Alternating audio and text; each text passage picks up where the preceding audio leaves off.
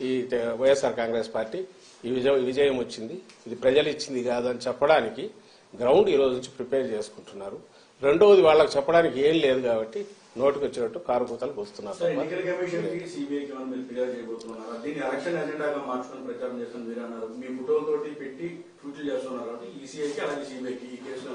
అన్ని concern agencies అన్నిటికీ ఎన్నికల వాతావరణం వచ్చింది కాబట్టి సహజంగా ఎలక్షన్ కమిషన్ ఆధీనం లేక అన్ని వెళ్ళే కాబట్టి వాళ్లకు ప్రెస్ కౌన్సిల్కు ఇంకా ఇంక్లూడింగ్ సిబిఐకి ఇంకా కన్సర్న్ ఏజెన్సీ అంటే అన్నిటి కూడా రిప్రజెంటేషన్స్ మా పిటిషన్లు వెళ్తాయి. ముందు ఈ తలనొప్పి ఏదో వదిలి అది తేలాలి, అది ఖచ్చితంగా నీడిల్ ఆఫ్ సస్పిషన్ కాదు, బలమైన ఇదే ఆధారాలతో చంద్రబాబు నాయుడు కుటుంబము లేదా ఆయన వదినకు సంబంధించిన కుటుంబము వాళ్లకు లేదా టీడీపీ యాక్షన్ ప్లాన్ ఈ ఎన్నికల్లో ఎట్నోట్ల అడ్డదారుల్లో ఇది చేయాలంటున్న దాంట్లో దీని రోల్ కూడా ఉండే అవకాశం ఉంది కాబట్టి ఈ కంటైనర్లో ఉన్న డ్రగ్స్ కూడా దాని పర్పస్ కోసం వచ్చిందని మేము గట్టిగా అనుమానిస్తున్నాం కాబట్టి ఆ దిశగా ఇన్వెస్టిగేషన్ జరగాలి. ఎలక్షన్ కమిషన్ కూడా కాగ్నిజెన్స్ లేక తీసుకోవాలని కోరుతాం.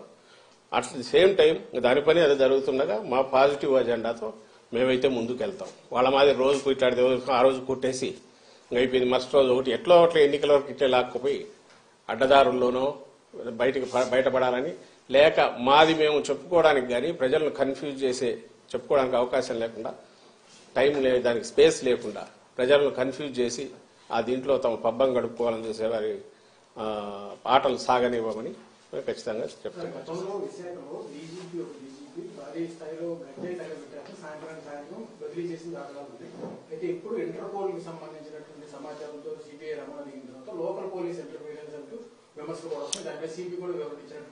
దాని మీద ఇప్పుడు సిపి ఎక్స్ప్లెయిన్ చేసినట్టున్నాడు కదా, వాళ్ళు రమ్మన్న డాగ్స్ వాడు అన్నారు, పోయిన తర్వాత అవసరం లేదన్నారు, అది అవసరం లేదన్నారు కాబట్టి మేము వెనక్కి వచ్చామన్నారు. కానీ ఖచ్చితంగా ఒక సెంట్రల్ ఏజెన్సీ వచ్చిన తర్వాత లోకల్ పోలీస్కి ఇన్ఫర్మేషన్ ఏదో ఒకటి ఇచ్చింటే వాళ్ళ రెండు ఏజెన్సీల మధ్య జరిగే ఇంటరాక్షన్ అవుతుంది. కానీ మీరు గమనిస్తే ఈరోజు ఈనాడు పేపర్లో రాశారు, అసలు తలాతోక ఉంది దానికి.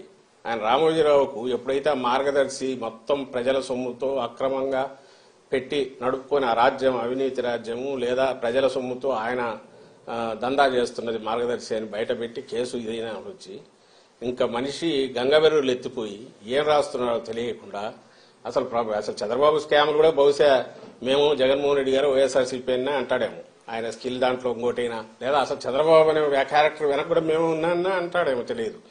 అసలు ఏమన్నా అర్థం ఉంది? అక్కడ వైజాగ్ దాంట్లో పడితే ఇమ్మీడియట్ వైసీపీ నేతలు పోయి దాన్ని అడ్డుకోవాలని చూస్తారు. ఎవరు మరి పేరు రాయొచ్చుగా, ఆధారం లేకుండా ఎట్లా నోటికొచ్చినట్టు రాస్తాడు దాంట్లో.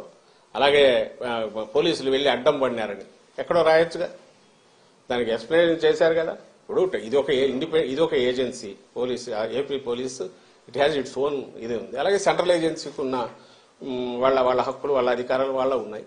సహజంగా లోకల్ దానికి ఇన్ఫార్మ్ చేసి ఉండొచ్చు, లేదా డాగ్ స్క్వాడ్కి సంబంధించి రమ్మన్నారన్నట్టు అది అట్లయినా జరిగిండొచ్చు. బట్ ఏదైనా సరే పోలీస్ డిపార్ట్మెంట్ వాళ్ళ వర్షన్ ఏదో వాళ్ళు ఇచ్చుకుంటారు. బట్ న్యూస్ పేపర్గా అయినా రాసేటప్పుడు ఈరోజు వాళ్ళు చంద్రబాబు నాయుడు సాక్షాత్ చంద్రబాబు నాయుడు అన్నట్టు 19 వరకు ఒక 5 ఏళ్ళు ముఖ్యమంత్రి, అంతకుముందు ముఖ్యమంత్రిగా ఉన్న వ్యక్తి అంత క్యాజువల్ కామెంట్ చేస్తాడా? దాంట్లో ట్వీట్లో వీళ్ళు పోయి అడ్డం పడినారు, అలాగే ఎవరో పోయి ప్రెజర్ తీసుకొచ్చారని చేయగలరా? ఎవరైనా చేస్తారా? సిస్టమ్ మీదే గౌరవం లేని వ్యక్తి అతను. తన అపోజిషన్లో ఉంటే ఎంటైర్ లోకం అంతా చండాలంగా ఉంది, తన రూలింగ్లో ఉంటే తను మాత్రం అప్పుడు బాగుంటాడు, తను ఎత్తిపోయే టైం కింద వాళ్ళ మీద నిందలేస్తాడు. ఇతని మాదిరి పంచాయతీలు చేసే లక్షణం జగన్మోహన్ రెడ్డి గారికి లేదు. మీరు గమనించారు, ఇక్కడ స్టేట్లో ఆఫీసర్ల మీద దౌర్జన్యాలు జరిగినా గొడవలు జరిగినా తను పిలిచి పంచాయతీలు చేసిన ఏమంటారు మన ఒక చాలా లోకల్ స్థాయి వీధి స్థాయి కౌన్సిలర్ స్థాయి మనస్తత్వం కలిగిన వ్యక్తి చంద్రబాబు నాయుడు. అదే ఇది అందరికీ ఉందన్నట్టు చూపాలని చూస్తాడు.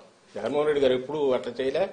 ఈవెన్ గవర్నమెంట్లో ఉన్నప్పుడు కూడా స్టేట్ ఏజెన్సీలు కానీ సెంట్రల్ వాటికి సంబంధించి అయితే తను డైరెక్ట్ గానీ ఎవరి పని వాళ్ళది ఉంటుంది, వాళ్ళు చేసుకోవాలని గౌరవించే వ్యక్తి. ఇక్కడ కూడా అలాగే జరిగింది.